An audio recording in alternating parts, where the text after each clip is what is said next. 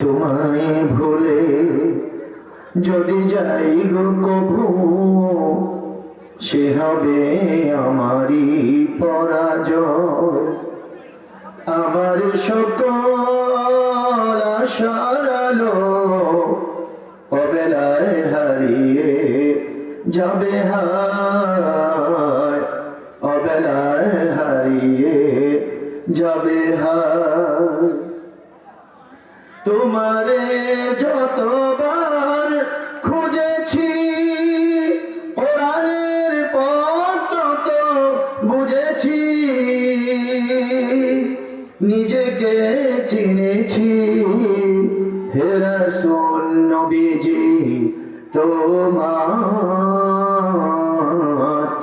পাঠানো ঠিকানা পড়ে।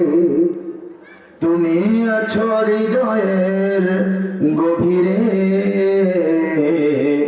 ভুলবো তোমায় বলো কি করে। আল্লাহুম্মা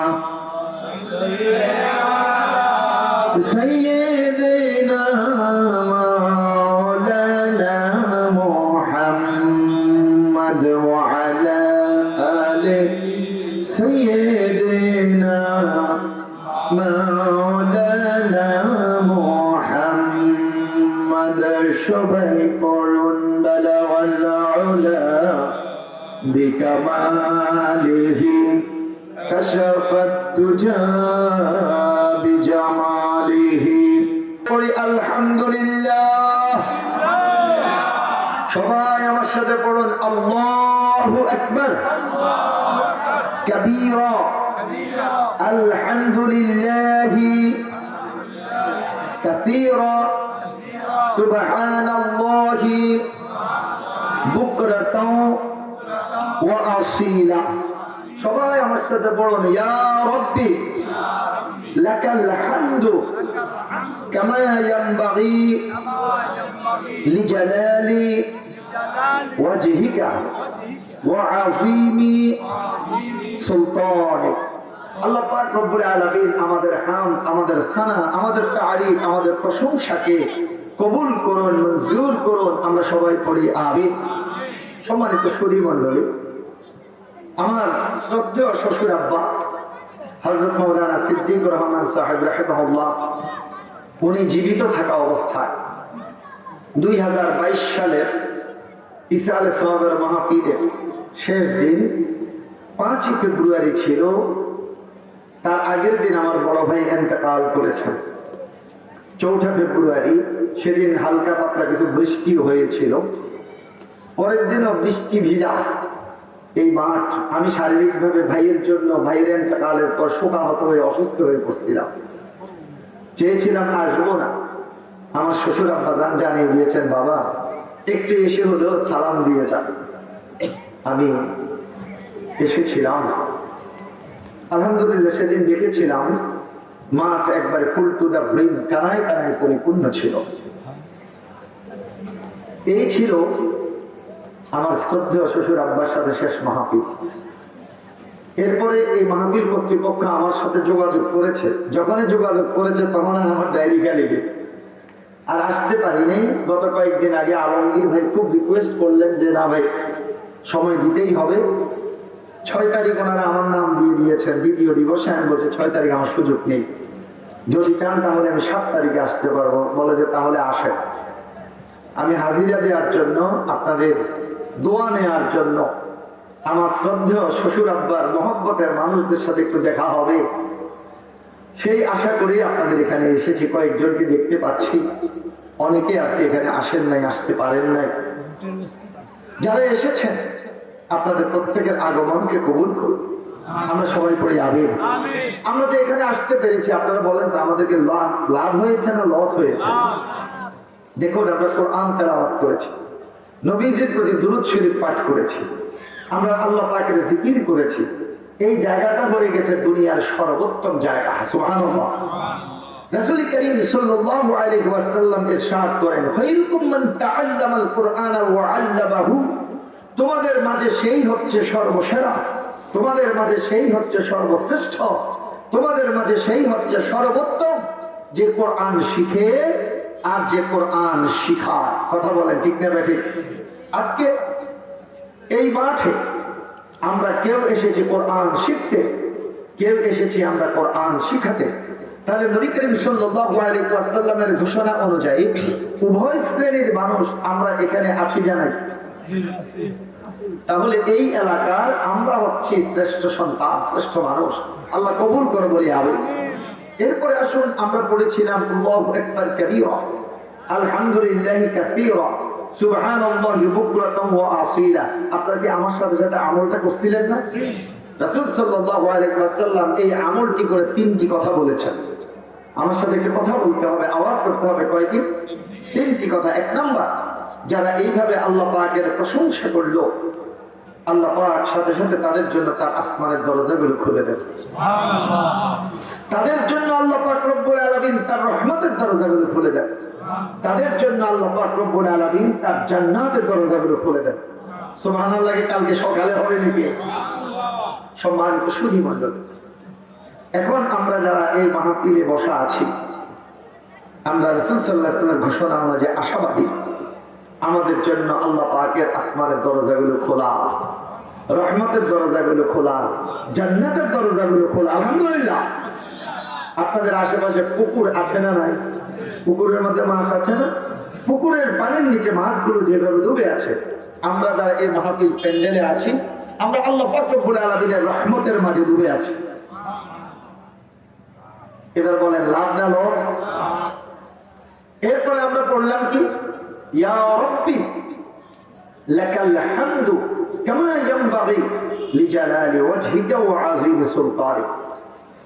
একটা কথাও আমি কোরআন হাদিসের বাহিরে বলি না, বলবো না ইনশাআল্লাহ। রাসূল সাল্লাল্লাহু আলাইহি ওয়াসাল্লাম বলেছেন, যখন এইভাবে আল্লাহ পাকের প্রশংসা করা হয়, আরেকটা বার আমার সাথে একটু বলেন তো, ইয়া রাব্বি লাকাল হামদু কামা ইয়ানবাগি লিজালালি ওয়াজহিকা ওয়া আযীমি সুলতানিক। তখন আল্লাহ পাক রব্বুল আলামিনকে ফেরেশতারা দরখাস্ত করে, আল্লাহ আপনার বান্দারা যে আপনার প্রশংসা করছে, সওয়াব কত লিখবো? সওয়াব কত লিখবো? আল্লাহ পাক বলেন, ফেরেশতারে তোমরা এই সওয়াব লিখে শেষ করতে পারবে না, অতএব এখানে থেমে যাও। তাদের জন্য সওয়াব আমি রব্বুল আলামিন ডাইরেক্ট দান করব। সুবহানাল্লাহ। তাহলে কি পরিমাণ বরকত আপনারা হাসিল করছেন। আমরা যদি ধরে রাখি এটা জান্নাতের বাগান, আশেপাশে দোকানপাট বসেছে, মাহফিল প্যান্ডেলে যে কয়জন আছেন, আমার মনে হয় দোকানপাটে এর চেয়ে বেশি লোকজন। আমার ভাইয়েরা, বাবারা, আমার আত্মার আত্মীয় স্বজন দোকানপাট দিয়েছে, আমি বিরোধিতা করব না। দোকান এটাও একটা সৌন্দর্য। যারা দোকানে চা খেতে গিয়েছেন, চটপটি খেতে গিয়েছেন, আঙ্গুর ভাজা খেতে গিয়েছেন, ফুচকা খেতে গিয়েছেন, খান।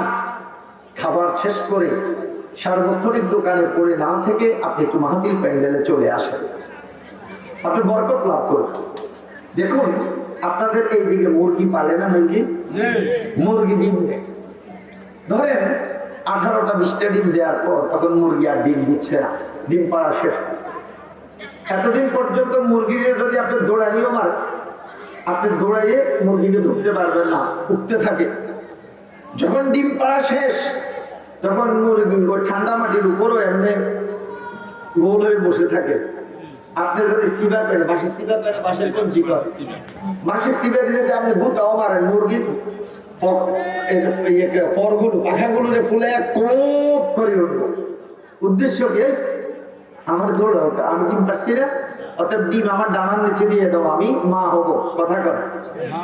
আচ্ছা, সেই ডিমগুলো সুন্দর করে একটা বাসা বানায় মুরগির ডানার নিচে, বুকের নিচে আপনি দিয়ে দিলেন। মুরগি ডিমগুলো তা দিচ্ছে। রাতের বেলা শুনবেন মুরগি যখন তা দেয়, আস্তে আস্তে করে ডিম চালে। এক পাশে যাতে শুধু লাগে, তা লাগে, ডিম ফুটবে না। এই জন্য মুরগি ডিম চালে। আল্লাহ পাক মুরগির ব্রেনের মধ্যে এলেমটা দিয়ে দিয়েছে। সুবহানাল্লাহ। ডিম ঘুরে ঘুরে ডিম চালে, এরপরে ডিমে তা দেয়। 20 দিন পর ডিমগুলো ফুটে যায়। আসল কথায় আসেন, মুরগির ডানার বাহিরে যে ডিমগুলো চলে যায়, ডানার ভিতরে জায়গা হয় না, সেই ডিমগুলো কি ফুটে না পচে যায়? পচে যায়। আজকে আমরা জান্নাতের বাগানে আছি, আমরা ইনশাআল্লাহ আমাদের ফুটার সম্ভাবনা আছে। আর যারা বাহিরে আছে, ডানার ভিতরে আসতে পারে নাই, পচে যাওয়ার সম্ভাবনা আছে না নাই? অতএব আমার আত্মীয়, আত্মার আত্মীয়, আমার ভাইয়েরা, বাবারা, ছেলেরা, যাদের আসার মতো অবস্থা আছে, আমি তো খুব দীর্ঘ আলোচনা করব না। 9টা বাজার 10 মিনিট বাকি আছে। আমি ঠিক 10টায় ইনশাআল্লাহ মাইক ছেড়ে দিয়ে আমার ঢাকার উদ্দেশ্যে যেতে হবে। সকালে আমার ঢাকায় একটা প্রোগ্রাম আছে। আমি শুধুমাত্র আপনাদেরকে ভালোবেসে আপনাদের দোয়া নেওয়ার জন্যই আসছি ঢাকা থেকে। প্রোগ্রামটা শেষ করে রাতে আমি আবার ছুটতে হবে ইনশাআল্লাহ। অতএব 1 থেকে 1 ঘন্টা 10 মিনিট সর্বোচ্চ আপনাদের এখানে আল্লাহ যদি রাখেন আছি। এই নির্ধারিত সময়ে যতটুকু কথা বলবো কোরআন এবং হাদিসের আলোকে আপনারা একটু মেহেরবানি করে চলে আসুন কোরআন সুন্নাহর কথাগুলো গ্রহণ করার জন্য। আল্লাহ আমাকে বলার, আপনাদেরকে শোনার তৌফিক দান করুন, আমাদের সকলকে আমল করার তৌফিক দান করুন। আমরা সবাই পড়ে আমিন। আমি আপনাদের খেদমতে আল্লাহ পাকের নাজিল করা কিতাব, মহান গ্রন্থ, শ্রেষ্ঠ গ্রন্থ, 104খানা কিতাবের মধ্যে সর্বোত্তম গ্রন্থ, সেই কিতাবখানার নাম হচ্ছে আল কোরআন, কোরআনুল কারীম, আল কোরআন, আল ফুরকান, আল হুদা, আল যিকির, আন নূর, কিতাবুম মুবিন, কোরআনুল কারীম, কোরআনুল মাজিদ, কোরআনুল হাকীম। সুবহানাল্লাহ বলেন। এগুলো সব এই কোরআনের নাম। আপনারা বলেন, এই কোরআনের সাথে সম্পর্ক থাকলে আমাদের কি লাভ হবে না লস হবে? আল্লাহু আকবার। হযরত ওমর ফারুক রাদিয়াল্লাহু তাআলা আনহু, সে ওমর রাদিয়াল্লাহু তাআলা আনহু জুমার খুতবা দিচ্ছিলেন। যেই ওমর দয়ার নবী রাহমাতুল লিল আলামিনকে হত্যা করার জন্য বের হয়েছিলেন, পথের মধ্যে কোরআন তাকে আকর্ষণ করেছে, তিনি ঈমান আনলেন, মুসলমান হয়ে গেলেন। সেই ওমর রাদিয়াল্লাহু তাআলা আনহু খলিফাতুল মুসলিমিন, তিনি খুতবা দিচ্ছেন, পরিবর্তন ঘটাই দিয়েছেন। সেই আল্লাহ কি আছেন না পিয়ারে লেগেছেন, অবসরে গেছেন নাকি আছেন? একটা আওয়াজ করেন, আছেন না নাই? সেই কোরআন কি আমাদের কাছে আছে না নাই? সেই কোরআনকে যদি আমরা অনুসরণ করি তাহলে আমাদের জীবনের পরিবর্তন হবে কি হবে না? আল্লাহ আমাদেরকে কোরআন পরিপূর্ণরূপে অনুসরণ করার তৌফিক দান করুন বলে আমি আপনাদের খেদমতে পবিত্র কোরআনুল কারীমের সূরাতুল বাকারা, একটু বলেন সূরাটার নাম? সূরাতুল বাকারা এর 183 নম্বর আয়াতে কারীমা তেলাওয়াত করেছি। এই আয়াতে কারীমার আলোকে আল্লাহ আমাকে যতটুকু তৌফিক দান করেন আমি বলার চেষ্টা করছি ইনশাআল্লাহ। আল্লাহ রাব্বুল আলামিন বলেন, ইয়া আইয়ুহাল্লাযীনা আমানু কুতিবা আলাইকুমুস সিয়াম কামা কুতিবা আলাল্লাযীনা মিন ক্বাবলিকুম লাআল্লাকুম তাত্তাকুন।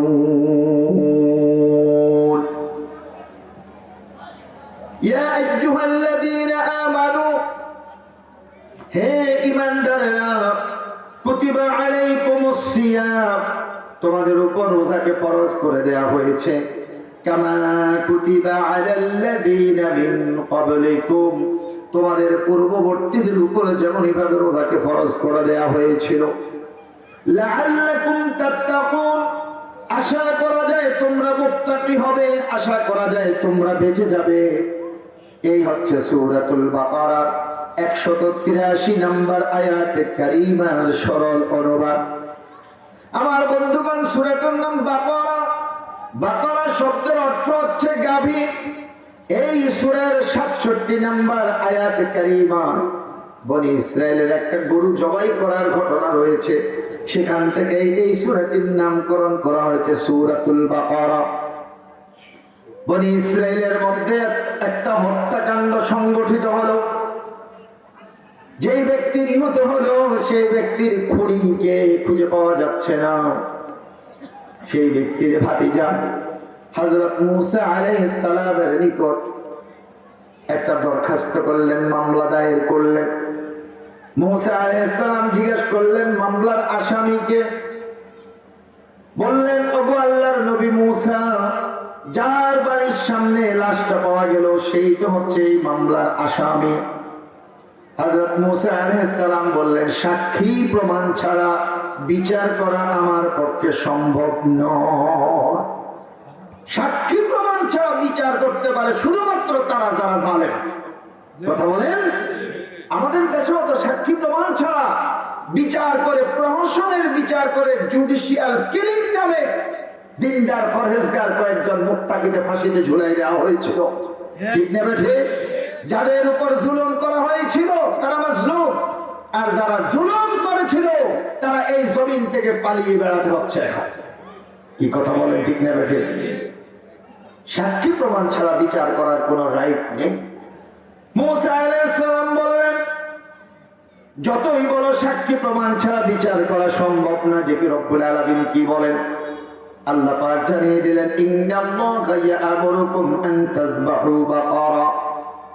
আল্লাহ পাক নির্দেশ দিলেন, তোমরা একটা বাকারা, একটা গাভী জবাই করো।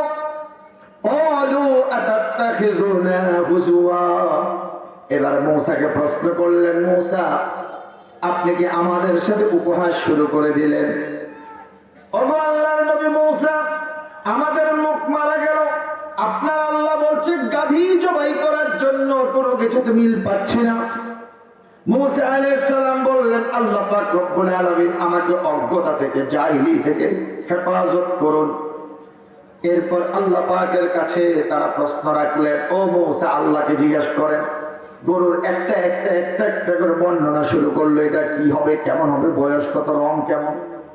লাস্ট আল্লাহ পাক জানিয়ে দিলেন, ফাকিউল লাউনুহা তাসুরুন নাযিরিন। এটা এমন একটা রং হবে যেটা দর্শকদেরকে আকর্ষণীয় করবে।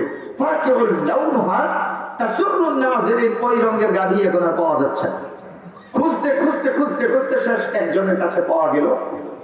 ইকোনমিক্সের, অর্থনীতির একটা থিওরি, সেটা হলো চাহিদা যদি বেড়ে যায়, পণ্য যদি সীমিত হয়, তাহলে অটোমেটিক পণ্যের মূল্যটা বেড়ে যাবে। This is theory of economics. তখনকার সময় তারা চিন্তা করলো, এই গাভীর যেহেতু খুব বেশি প্রয়োজন, আর বিলাতেও পারছে না, একটাই মাত্র আছে, তারা চড়া মূল্য চেয়েছে। বিভিন্ন রিওয়ায়াত এসেছে যে এটার মূল্য এমন হবে, এমন হবে। কেউ কেউ বর্ণনা করেছেন যে এই গাভীটা জবাই করে গোশতটা বের করার পর চামড়ার ভিতরে যে পরিমাণ স্বর্ণ মুদ্রা আসবে, এই পরিমাণ দিতে হবে। যাই হোক, মূল্য এবার যাই হোক, চড়া মূল্য। বলছে ঠিক আছে, তোমরা যা চাও আমি তাই দিব, গাভীটা আমাদের দিয়ে দাও। নিল। আল্লাহ পাক নির্দেশ দিলেন, এবার গাভী জবাই করো। করলো। দুইটা রিওয়ায়াত, গাভীর জিহ্বা অথবা গাভীর উরু, রানের গোশত, এই দুইটা জায়গার কোন এক জায়গা থেকে এই মাইয়াতের গায়ের মধ্যে আঘাত করলো। এবার মাইয়ার চোখ মেলল, উঠে বসলো, বসার থেকে দাঁড়িয়ে গেল। সুবহানাল্লাহ বলেন। মূসা আলাইহিস সালাম জিজ্ঞেস করলেন, তোমাকে কে নিহত করেছে? এবার জানিয়ে দিল, আমার মামলার বাদী আমার ভাতিজা। যে মামলার বাদী সেই হচ্ছে প্রকৃত মামলার আসামি, সেই আমাকে মার্ডার করেছে, হত্যা করেছে। কেন হত্যা করেছে? আমার ভাতিজাটা বখাটে, আমার আর কোনো সন্তান নাই, একটা মাত্র মেয়ে। আমার অনেক ধন সম্পদ আল্লাহ পাক আমাকে দিয়েছেন। ভাতিজা বিভিন্ন ভাবে চেষ্টা করছে আমার মেয়েটাকে বিয়ে করার জন্য, আমার সম্পদকে গ্রাস করবে। আমি তার প্রস্তাবে রাজি হচ্ছি না। আমাকে হত্যা করে জোরপূর্বক আমার মেয়েকে বিয়ে করে সে ধন সম্পদের মালিক হয়ে যাবে। এই লোকটাই আমাকে হত্যা করেছে। আমার বন্ধুগণ, এই কথা বলার পর যেই লাশ আবার লাশ, সুবহানাল্লাহ, আল্লাহ কি না করতে পারে, কথা বলেন ঠিক? ঈমান বেড়ে যায়। এখানে যে এই ঘটনাটা আসছে, এখান থেকে এই সূরার নামকরণ করা হয়েছে সূরাতুল বাকারা। বাকারা, গাভীর নামে সূরাটির নামকরণ করা হয়েছে। এই সূরার কত নাম্বার আয়াত যেন আজকে তেলাওয়াত করলাম? 183। আপনি কি খেয়াল করতেছেন? 100 কত? 83। একটু কুমিল্লার মানুষের মতো আওয়াজ করে। বাংলাদেশের কোন এক জায়গাতে গেলাম, রাত্রে 2:30টার সময় আমাকে উঠাইছে হাজার হাজার মানুষ। আমি বললাম যে ভাই সাহেব, আপনারা কি সবাই জান্নাতে যেতে চান? যারা জান্নাতে যেতে চান দুহাত উঠান। সবাই দুহাত উঠেছে, হাত নামাটা। এরপরে বললাম যে জাহান্নামে যেতে চান কে কে? 2 হাত উঠান। এখন ওনারা জাহান্নামে যেতে চান, 2 হাত উঠেছে। তো বললাম যে আসলে আপনারা কোথায় যেতে চান? হুজুর আপনি যেবাম বলেন আমরা হেবাম যেতে চাই। আমার কুমিল্লার মানুষ তো এত অচেতন না, ঠিক না ঠিক? আপনার একটা আওয়াজ করেন, তাহলে আমার কাছে একটু ভালো লাগবে কথা বলতে। নাকি আপনাদের মন খারাপ? কথা কি খারাপ লাগতেছে? তাহলে কি 10টা পর্যন্ত সময় দেওয়া যাবে? আর বেশি সময় বাকি নেই, আর 55 মিনিট পারা যাবে তো ইনশাআল্লাহ। আচ্ছা আসুন তাহলে সূরাতুল বাকারা আয়াত নাম্বার 183 বলেন। সূরাতুল বাকারা আয়াত নাম্বার 183। আল্লাহ রাব্বুল আলামিন বলেন, ইয়া আইয়ুহাল্লাযীনা আমানু, আল্লাহ পাক আহ্বান করছেন, সম্বোধন করছেন ওই সমস্ত ব্যক্তিদেরকে যারা ঈমান এনেছে, যারা ঈমান এনেছে। আমরা তো সবাই ঈমান এনেছি, বলেন ঈমান এনেছি না আমরা, নাকি ঈমান পেয়েছি? ঈমান এনেছি না পেয়েছি? বলেন এনেছি। আচ্ছা ঈমান পেয়েছেন এরকম কি কেউ আছেন নাকি এখানে? নাই? আলহামদুলিল্লাহ।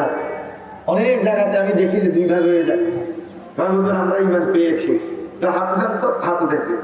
আবার ঈমান এনেছেন কারা? আরেক গ্রুপ হাত উঠেছে, আমরা ঈমান এনেছি। কনফিউশনে পড়ে যায়। 14 গ্রাম আলেম ওলামার এলাকা, তো আপনাদের হুঁশ ঠিক আছে। আমরা ঈমান পাইনি, আমরা ঈমান এনেছি।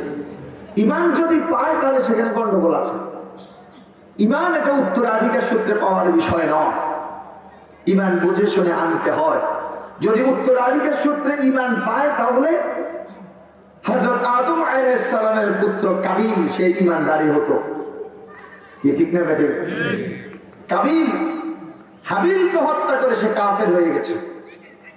হযরত নূহ আলাইহিস সালামের 4 পুত্র, এক পুত্রের নাম সবাই জানে যেটা লম্পট, আর ভালো 3 পুত্রের নাম অনেকেই জানে না। আসেন 4 পুত্র কে কে? হাম, সাম, ইয়াফেস। এই 3 জন হলো ভালো। আরেকটা নাম আপনারা দেখে জানেন, এটার নাম কেনান। এই কেনানের নাম সবাই জানে না? কেনান।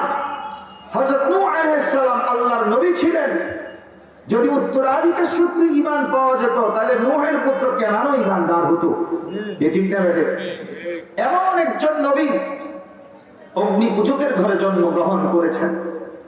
যখন তিনি ঈমানের দাবি নিয়ে দাঁড়ালেন, ঈমানের প্রচার করছেন, দাওয়াতি কাজ করছেন, তখন বাদশা তাকে আগুনের মধ্যে ফেলে দেবে, এমনকি বাবা পর্যন্ত বাদশার পক্ষ অবলম্বন করেছিলেন। তাহলে অগ্নি পূজকের ঘরে জন্মগ্রহণ করেও আল্লাহর নবী হয়েছে। কি কথা বলেন? তিনি কি হযরত ইব্রাহিম আলাইহিস সালাম, আপনারা তো সবাই জানেন। তাহলে ঈমান উত্তরাধিকার সূত্রে পাওয়ার বিষয় নয়। ঈমানদারের ঘরেও জালেম হয়, কাফের আর মুশরিক হয়, হয় কি হয় না? আবার কাফেরের ঘরেও, মুশরিকের ঘরেও, অগ্নি পূজকের ঘরেও আল্লাহ পাক আল্লাহর নবী পর্যন্ত পাঠিয়ে দিয়েছেন, ঠিক? আমার বন্ধুগণ, আমাদের এই বাংলাদেশ মুসলমানের দেশ, এই দেশের মধ্যেও মুসলমানের এক সন্তান, নামটা হলো সৈয়দ শামসুল হক। কি সুন্দর নাম, সৈয়দ শামসুল হক, সত্যের সূর্য। নামটা সুন্দর না? শামসুল হক এটা কি মুসলমানের নাম না হিন্দুর নাম? কোনো কথা কয় না, মুসলমানের নাম। সেই সৈয়দ শামসুল হক কি সুন্দর কবিতা লিখেছে, কুলাঙ্গা। এই কাক প্রভাতে যখন মুয়াজ্জিন আযান দেন, মুয়াজ্জিনের আযানের ধ্বনির চেয়ে কাক তোমার কাকা শব্দ আমার কাছে অনেক বেশি ভালো লাগে। সেই কবিকে পলায়ন করা গভর্নমেন্ট তাকে পুরস্কৃত করেছিল। সেই কবি যখন মারা গেল তখন একজন একটা প্যারোডি গান তৈরি করছে। কবি নজরুল লিখেছিলেন, মসজিদের পাশে আমায় কবর দিও ভাই, আমি যেন ঘুরে থেকে মুয়াজ্জিনের আযান শুনতে পাই। সুবহানাল্লাহ। আল্লাহ কবি নজরুলকে জান্নাতুল ফেরদাউস নসিব করো। কবি নজরুলের মধ্যে ত্রুটি বিচ্ছুতি যা ছিল আল্লাহ তাকে মাফ করে দাও। তখন এটাকে প্যারোডি করে লিখছে, ডাস্টবিনের পাশে আমায় কবর দিও ভাই, যেন ঘুরে থেকে কাকের কাকা শব্দ শুনতে পাই। নাউযুবিল্লাহ পড়ে। যার মসজিদের আযান ভালো লাগে না, কাকা শব্দ ভালো লাগে, তার কবরটা তো ডাস্টবিনে হওয়া দরকার, যেখানে কাউয়ারা থাকে। কথা বলেন ঠিক না ঠিক? সেই সৈয়দ শামসুল হক মুসলমানের ঘরে জন্মগ্রহণ করেছে, কিন্তু তাকে মুসলমান বলা যাবে না। সে বলতো আরে আমি তো মুসলমান, মানে উত্তরাধিকার সূত্রে সে ঈমান পেয়েছে, ঈমান আনে নাই, যার কারণে তার ঈমান ফুটুস। আযানের বিরুদ্ধে, আল্লাহু আকবারের বিরুদ্ধে কথা বলেছে। কি কথা বলেন ঠিক না ঠিক? আমার বন্ধুগণ, তাহলে আমরা ঈমান পাইনি, আমরা ঈমান এনেছি। আমরা সবাই পড়েছি লা ইলাহা ইল্লাল্লাহু মুহাম্মাদুর রাসূলুল্লাহ সাল্লাল্লাহু আলাইহি ওয়াসাল্লাম। কয়েক মর্তবা সবাই পড়ে নেই, সবাই পড়ি লা ইলাহা ইল্লাল্লাহ, লা ইলাহা লা ইলাহা ইল্লাল্লাহ, লা ইলাহা লা ইলাহা ইল্লাল্লাহ মুহাম্মাদুর রাসূলুল্লাহ সাল্লাল্লাহু আলাইহি ওয়াসাল্লাম। আপনাদের এই অঞ্চলে কেউ কি গাভী পালে? গাভীর কোলানের মধ্যে দুধ আছে না নাই? গাভীর কোলান থেকে দুধ দোয়ানোর পর সেই দুধটা কি কোলানের মধ্যে আবার আপনি ঢুকাতে পারবেন? সম্ভব না অসম্ভব? রাসূল করিম সাল্লাল্লাহু আলাইহি ওয়াসাল্লামের সাথ করেন, যারা আল্লাহ পাকের জিকির করে, ওলানে দুধ, ওলান থেকে দুধ দোয়ানোর পর সেই ওলানে আবার দুধ প্রবেশ করানো যেরকম অসম্ভব, তারা জাহান্নামে প্রবেশ করা ঠিক সেরকম অসম্ভব। সুবহানাল্লাহ বলে। তাহলে আমরা যে জিকির করলাম লাভ হলো না লস হলো, আল্লাহ তুমি কবুল করো। আমরা একটুকু আশাবাদী, গাভীর ওলান থেকে দুধ দোয়ানোর পর দুধ আবার ওলানে প্রবেশ করা যেরকম অসম্ভব, আমরাও জাহান্নামে প্রবেশ করা সেরকম অসম্ভব। আল্লাহ কবুল করো বলি আমি।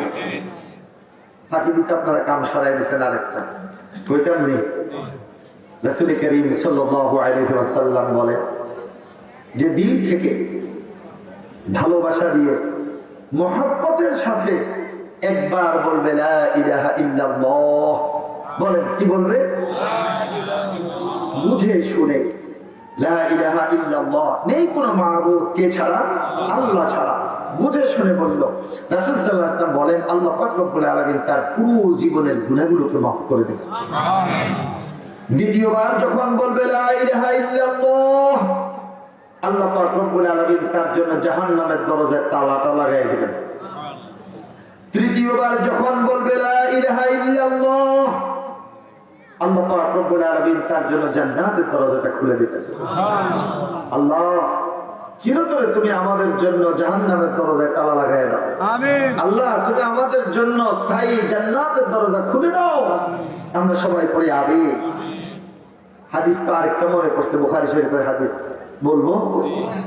রাসূল করিম সাল্লাল্লাহু আলাইহি ওয়াসাল্লাম বলেন তুমি যদি একা একা আল্লাহ পাকের জিকির করো, আল্লাহ পাক রব্বুল আলামিন একা একা তোমার জিকিরের জবাব দেন। সুবহানাল্লাহ। আর যদি তুমি কোন সমাবেশে হালকার মধ্যে, আমরা তো আগে দেখতাম বিরাট ওয়াজ দোয়ার মাহফিল হালকা জিকির, এর পোস্টারে দেখছেন না? তা আমরা তো ছোট্ট ছেলে বুঝতাম না হালকা জিকির মানে মনে হয় যেন পাতলা জিকির। যখন কিতাব পড়া শুরু করলাম দেখলাম হালকা হলো সমাবেশ। কেউ যদি কোনো হালকা কোনো সমাবেশের মধ্যে আল্লাহ পাকের জিকির করে, আল্লাহ পাক তার আরশে আজিমের মধ্যে এর চেয়ে আরো সুন্দর সমাবেশ বসা। এখানে আলোচক হলো বিভিন্ন উলামায়ে ইকরাম, আর সেখানে আলোচক হচ্ছেন আল্লাহ। এখানে শ্রোতারা হচ্ছেন আল্লাহ পাকের মহব্বতের মানুষগুলো, আর সেখানে শ্রোতারা হচ্ছে ফেরেশতারা। এবার সেইখানে আল্লাহ পাক আমাদের এখানে আমরা জিকিরের সমাবেশ করলাম, জিকিরের হালকা করলাম ধনুষার জমিনে, আল্লাহ পাক কিন্তু আরশে আজিমে এর চেয়ে আরো উত্তম সমাবেশ বসাই দিয়েছেন। সুবহানাল্লাহ। এখন আল্লাহ জিকিরের জবাবটা কিভাবে দেন? ও আমার ফেরেশতারা, ধনুষার জমিনে আমার কিছু মহব্বতের বান্দারা আমি রব্বুল আলামিনের জিকির করছে। ও ফেরেশতারা, এবার জিকিরের জবাবে আমি তোমাদেরকে প্রশ্ন করতে চাই, আমার এই বান্দারা কি কোনোদিন আমাকে দেখেছে? আল্লাহ দেখে নাই। আমার এই বান্দারা কি আমার জান্নাত দেখেছে, জাহান্নাম দেখেছে? তাও দেখে নাই। আমার আযাব গজব দেখেছে না? তাও দেখে নাই। ও ফেরেশতারা, তোমরা সাক্ষী থাকো, আমার বান্দারা আমাকে দেখলো না, আমার জান্নাত দেখলো না, জাহান্নাম দেখলো না, আমার আযাব দেখলো না, শাস্তি দেখলো না, গজব দেখলো না। এরপরও আমার বান্দারা আমাকে মহব্বত করে, আমার বান্দারা আমাকে ভালোবাসে, আমার বান্দারা আমার জিকির করে। তোমরা সাক্ষী থাকো, আমার বান্দাদেরকে আমি মাফ করে দিলাম, তাদের জন্য জাহান্নাম হারাম করে দিলাম, জান্নাত ওয়াজিব করে দিলাম। সুবহানাল্লাহ। যখনই আপনি চান্স পাবেন একটু জিকির করবেন। তবে আমরা যারা বক্তারা আছি আমাদের লাভ বেশি। হেলা হিসেব লাভ কেমনে? আমরা তো 64 ডিস্ট্রিক্টে সারা বছরে যাই, আলহামদুলিল্লাহ। তো যেখানেই যাই, আল্লাহ মাফ করো, এটা জাস্ট বুজুর্গ দেখানোর জন্য না বা রিয়া প্রদর্শনের জন্য না, সবসময় পকেটে একটা তাসবিহ আমরা রাখি। আমাদের দেশে কিছু মহব্বতের দিনী ভাইয়েরা আছেন যারা বলেন যে এই তসবিহ ব্যবহার করা নাকি বেদাত, এই তসবিহ ব্যবহার করা বেদাত। আরে ওনারা এত বেশি বেদাত দেখে গো, বেদাত দেখতে দেখতে অবস্থাটা কেমন হয়ে গেছে একটা উদাহরণ মনে করতে বলবো। এবার কিছুদিন আগে খুব বেশি ঠান্ডা গেছিল না, যখন প্রচন্ড ঠান্ডা, একজন বয়স্ক লোক তিনি বাজারে গেলেন, ধরেন 14 গ্রাম বাজার, যে দেখে যে ভ্যানের মধ্যে এক লোক উলের প্যান্ট বিক্রি করতেছে। তো উলের প্যান্ট একটা কিনলো, কিনে এসে এবার বিবিনে কইলো, বউরে কইলো, স্ত্রীকে বললো, বিবি গো, লুঙ্গিতে পরি, লুঙ্গিতে পাতলা, ঠান্ডা লাগে, সহ্য হয় না, কষ্ট হয়, একটা প্যান্ট উলে কিনে নিয়ে আসছি, তুমি একটু কাজ করো না, এই প্যান্টটা এখন দেখি যে 1 বিঘত লম্বা, তুমি আমার প্যান্টটা একটু কেটে দাও। স্ত্রী বলে, শুনেন, আমার তো একটু বয়স হয়ে গেছে, চোখে তো ঠিক মতো ওইভাবে দেখি না, কাটতে গেলে যদি এলোমেলো হয়ে যায়, আপনি বৌমার কাছে নেন। এখন বৌমাকে গিয়ে বলে, বৌমা তোমার শাশুড়ি তো প্যান্টটা কাটতে পারলো না, বলছে তোমাকে কাটার জন্য। বাবা দেখেন, আমি তো রাতের রান্না বান্না করতেছি, ব্যস্ত আছি, ছোট বোন খুকির কাছে একটু প্যান্টটা নিয়ে যান। এখন খুকির কাছে গিয়ে বলতেছে, খুকি কি আব্বা বলেন? মারে একটা প্যান্ট আনছিলাম, সকালবেলা ফজরের নামাজ মসজিদে পড়তে যাবো, তো এখন এই প্যান্টটা তো লম্বা, এটা আমার থেকেও 1 বিঘত লম্বা, যদি একটা বিঘত কেটে দাও। তো বাবা আমার তো কালকে পরীক্ষা করতেছি, বাবা আপনি ভাবির কাছে নিয়ে যান। এখন বেটা মন টন খারাপ করে প্যান্টটা এনে যে খাটের মধ্যে শুইবে শুইছে, বালিশের এক পাশে ভাঁজ করে রেখে দিয়েছে। এখন স্ত্রী স্বামীর মন খারাপ দেখে, স্বামীর যখন ঘুম আসছে তখন প্যান্টটা নিয়ে উঠলেন, উঠে কেটে দিয়ে সুন্দর করে 1 বিঘত কেটে উনি রেখে দিলেন। বৌমা সবাইকে খাওয়া দাওয়া করাইলো। আরে আমার শ্বশুর সবসময় আমাকে মামা মামা করে, শ্বশুর প্যান্টটা কিনলো, সকালে তো মসজিদে যাবে, যদি না কাটি এটা কেমন হয়। এখন বৌমা প্যান্টটা নিয়ে আরো 1 বিঘত কাটলো। এখন শাশুড়ি মাও ঘুমাই গেলেন প্যান্ট রেখে, বৌমাও প্যান্টটা কেটে আবার সুন্দর করে ভাঁজ করে শ্বশুরের মাথার কাছে রেখে দিলেন। এবার ছোট্ট মেয়ে খুকি পড়াশোনা শেষ করে, আরে আব্বা এই বয়সেও কষ্ট করে কামাই রোজগার করে আমার লেখাপড়ার খরচটা চালায়, এখন যদি আব্বার এই প্যান্টটা কেটে না রেখে দেয়, আব্বা মনে কষ্ট নেবে, তো আমি শেষ। এখন কি করছে, মেয়েটা এসে মাপটাপ না দিয়ে চোখের মধ্যে হালকা ঘুম ঘুম আরো 1 বিঘত কেটে ফেলছে। 1 বিঘত 1 বিঘত 1 বিঘত। এখন আব্বা যান সকালবেলা ফজরের নামাজ পড়ার জন্য উঠলেন, উজু টুজু করলেন, এবার থাক প্যান্ট লম্বা হোক আর বেটি হোক, যাবে কোনো যেটা পরি বেশি দিন আইলে এটা উঠে রাখবো। এখন পড়তে গিয়ে এটাকে, আরে সকালে রাতে শোয়ার সময় আমি রাখছি এটা ফুল প্যান্ট, এখন এটা হয়ে গেছে হাফ প্যান্ট। স্ত্রী কাটলো, বৌমা কাটলো, নিজের মেয়ে কাটলো। আমার কিছু ভাইয়েরা বেদাত খুঁজতে খুঁজতে খুঁজতে খুঁজতে কম্বলের লুম বাঁচতে বাঁচতে এখন কম্বল উজা। আগে আমরা রমজান মাস আসলে কোরআন খতম করতাম, খতমে ইউনুস পড়তাম, খতমে তাহলিল পড়তাম, কি আজকে এগুলো আস্তে আস্তে বেদাত বলতে বলতে উঠে যাচ্ছে। কথা কর আলিম ওলামাদেরকে যদি জিজ্ঞেস করি দোয়া খতমের বছর কেন, এগুলো বেদাত শেষ। এরকম করতে করতে ছেলেরা, আমাদের মেয়েরা, আমাদের স্ত্রীরা, আমাদের মায়েরা, আমাদের বোনেরা আজকে কোরআন তেলাওয়াত পর্যন্ত বন্ধ করে দিয়েছে। কথা কোন ঠিক না ব্যাঠিক? যা হোক, যে কথা থেকে আমি এদিকে আসছি, পাই এই তাসবির মালা ব্যবহার করা নাকি বেদাত। সৌদি আরব বেদাতের বিরুদ্ধে সবচেয়ে বেশি তৎপর। যদি এই তাসবির মালা ব্যবহার করা বেদাত হতো, তাহলে কাবা শরীফের চতুর্দিকে মার্কেট গুলোতে এই তাসবিহ থাকতো না।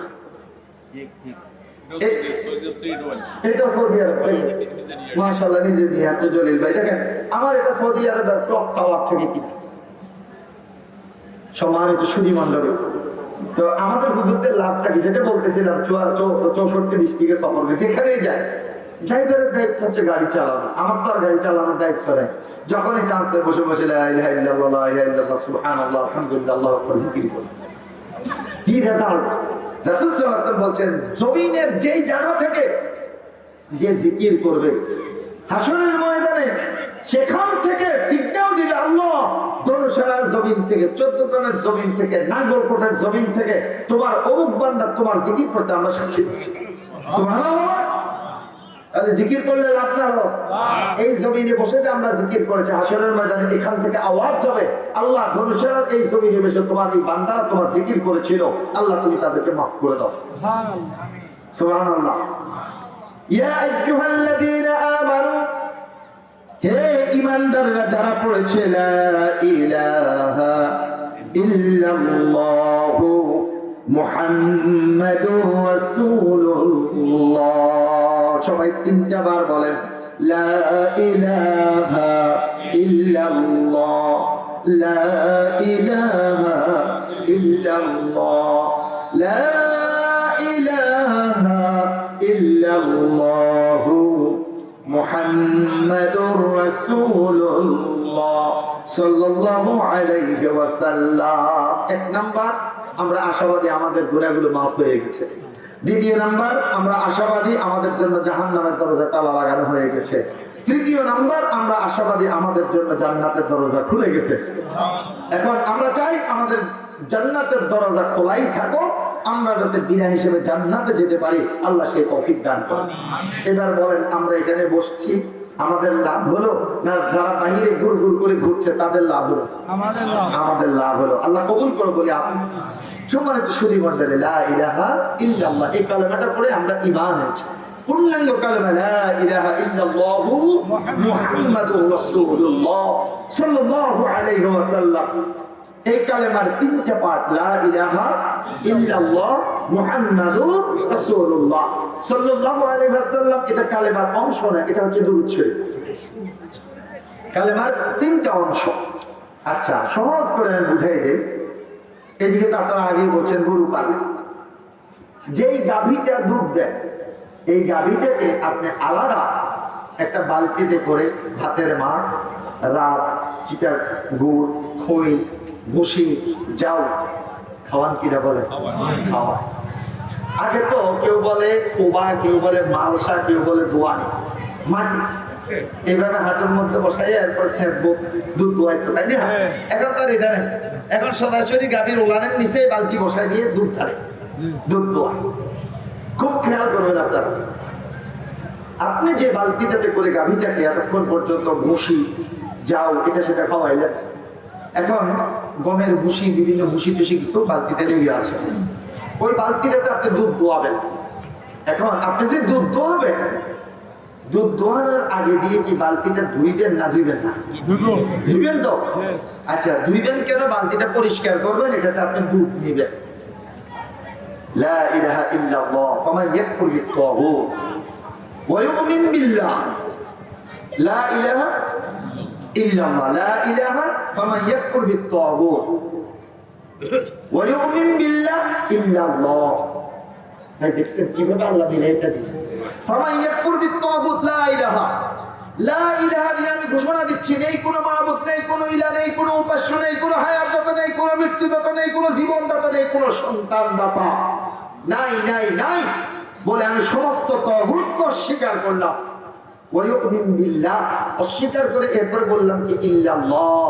এতক্ষণ যা অস্বীকার করলাম সব ঠিক, তবে একজন আছেন হায়াত দাতা, একজন আছেন মৃত্যু দাতা, একজন আছেন সন্তান দাতা, একজন আছেন রিজিক দাতা। সে একজনটাকে ইল্লাল্লাহ। তিনি কে? তিনি কে? আল্লাহ।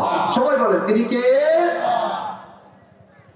আমার বন্ধুগণ, লা ইলাহা দিয়ে আমরা আমাদের কলবটাকে ধুয়ে নিলাম।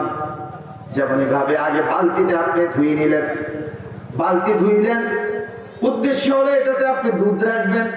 লা ইলাহা দিয়ে আমরা সমস্ত শিরক থেকে, কুফর থেকে, বেদাত থেকে আমরা আমাদের কলবটাকে ধুয়ে পরিষ্কার করে নিলাম। এবার সেই কলবের মধ্যে আমরা আমাদের ঈমানটাকে রাখবো। আমরা ঈমানটা রাখছি, আমরা বলছি ইল্লাল্লাহ। ফামান ইয়াকফুর বিত-তাগুতি ওয়া ইউমিন বিল্লাহ, ফামান ইয়াকফুর বিত-তাগুত লা ইলাহা ওয়া ইউমিন বিল্লাহ ইল্লাল্লাহ, ফামান ইয়াকফুর বিত-তাগুতি ওয়া ইউমিন বিল্লাহ লা ইলাহা ইল্লাল্লাহ। তাহলে সব এটুকু বুঝলাম। এরপর মুহাম্মদুর রাসূলুল্লাহ আল্লাহ কেন এই কলমার সাথে লাগাই দিয়েছে? ও মা গো, আরেক ঘটনা আমাদের বাংলাদেশের মধ্যে কিছু ফিতনাবাজ বলে যে লা ইলাহা ইল্লাল্লাহ মুহাম্মদুর রাসূলুল্লাহ একসাথে লেখা যাবে না, এটা নাকি বেদাত, আল্লাহর সাথে মুহাম্মদ সাল্লাল্লাহু আলাইহি ওয়াসাল্লামকে শরীক করা হচ্ছে। নাউযুবিল্লাহ। পড়ে মসজিদে কিবলাতাইন, বলে মসজিদে কিবলাতাইন। এই মসজিদে কোন জায়গায়? মদিনা শরীফ। কোথায়? মদিনা শরীফ, দুই কিবলার মসজিদ। রাসূল সাল্লাল্লাহু আলাইহি ওয়াসাল্লাম মিশর গোত্রের একজন অসুস্থ মহিলার খোঁজ খবর নিতে গিয়েছিলেন।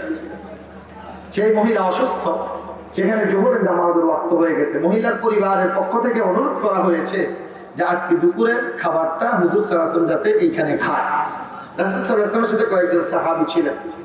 নবী করিম সাল্লাল্লাহু আলাইহি ওয়াসাল্লাম তাদেরকে নিয়ে জোহরের নামাজ, জোহরের ফরজ নামাজ কয় রাকাত? 4 রাকাত নিয়ত করলেন। রাসূল সাল্লাল্লাহু আলাইহি ওয়াসাল্লাম ইমামতি করছেন।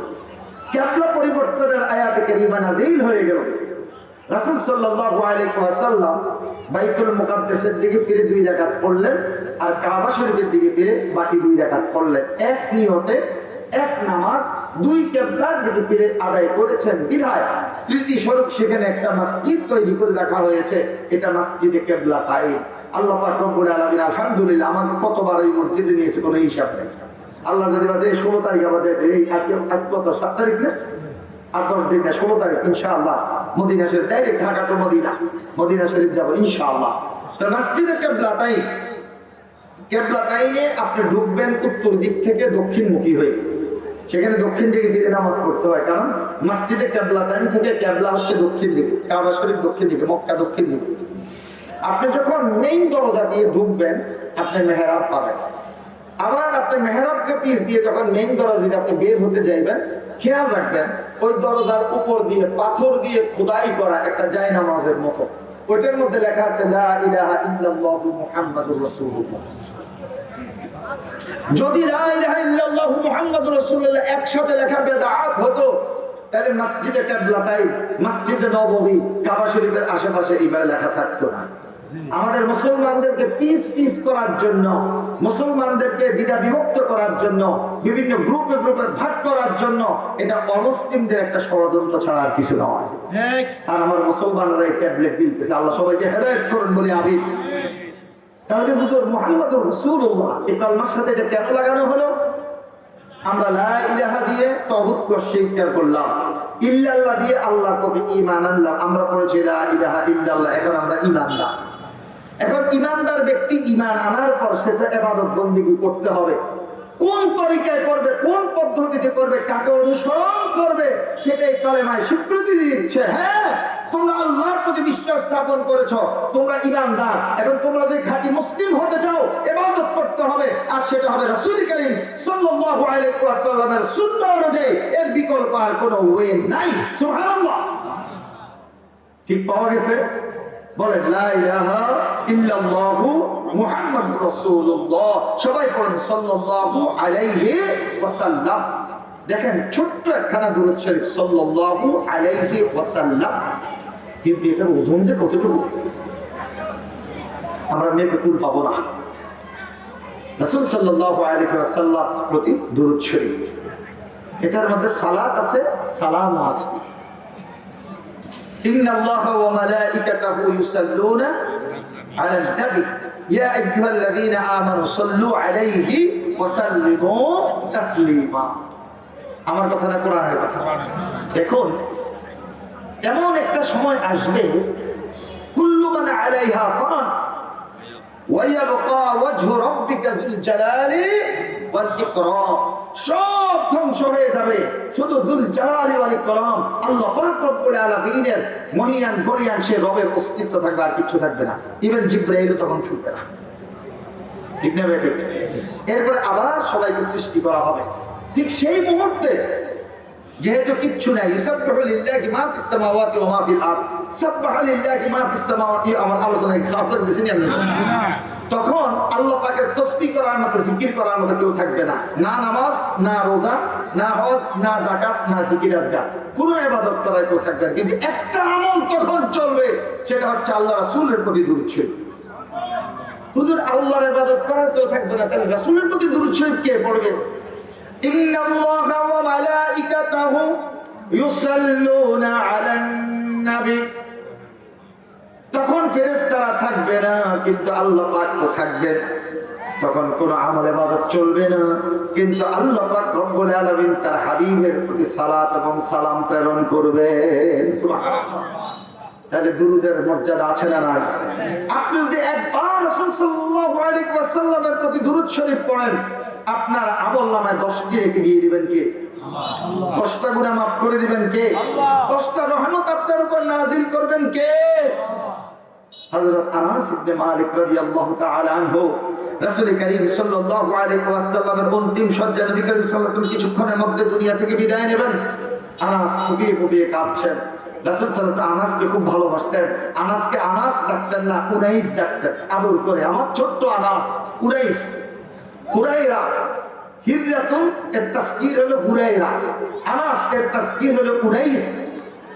উনাইস ইশারা করলেন, তুমি কাঁদো কেন ইয়া রাসূলুল্লাহ সাল্লাল্লাহু আলাইহি ওয়াসাল্লাম? মনে হচ্ছে তো আপনি চলে যাবেন আমাদেরকে রেখে। বলে, হ্যাঁ আমার যাওয়ার সময় হয়ে গেছে। ওগো আল্লাহর হাবিব, ওগো আমাদের নবীজি, আপনার সাথে কোথায় দেখা হবে? বলে যে 3টা ঠিকানা দিয়ে দিচ্ছি। হাউজে কাউসারের কাছে, সেখানে যদি না পাও তাহলে মিজানের কাছে, ওইখানে যদি না পাও ফুলসেরাতের গোড়ায়। ওগো নবীজি, সহস্র সহস্র কোটি মানুষের মধ্য থেকে আমরা আপনার কাছে কি করে যাব? এত মানুষ ছেড়ে আপনার কাছে কিভাবে পৌঁছবো? রাসূল সাল্লাল্লাহু আলাইহি ওয়াসাল্লাম বলেন, আনাস চিন্তা করো না, আমার প্রতি যে বেশি বেশি দুরূদ শরীফ পড়বে, আল্লাহ পাক রব্বুল আলামিন হাশরের ময়দানে সে আমার প্রতি নিকটে থাকবে, আল্লাহ পৌঁছায় দেওয়ার ব্যবস্থা। সুবহানাল্লাহ। আনাস খুশি হয়ে গেলেন। তাহলে নবীজির প্রতি বেশি দুরূদ শরীফ পড়া দরকার আছে না নাই? আমরা আল্লাহর জিকির করব, নবীজির দুরূদ শরীফ পড়ব ইনশাআল্লাহ। জিকিরের মধ্যে যে লা ইলাহা ইল্লাল্লাহ, আল্লাহু আকবার, এটার যে কত ওজন! মুসা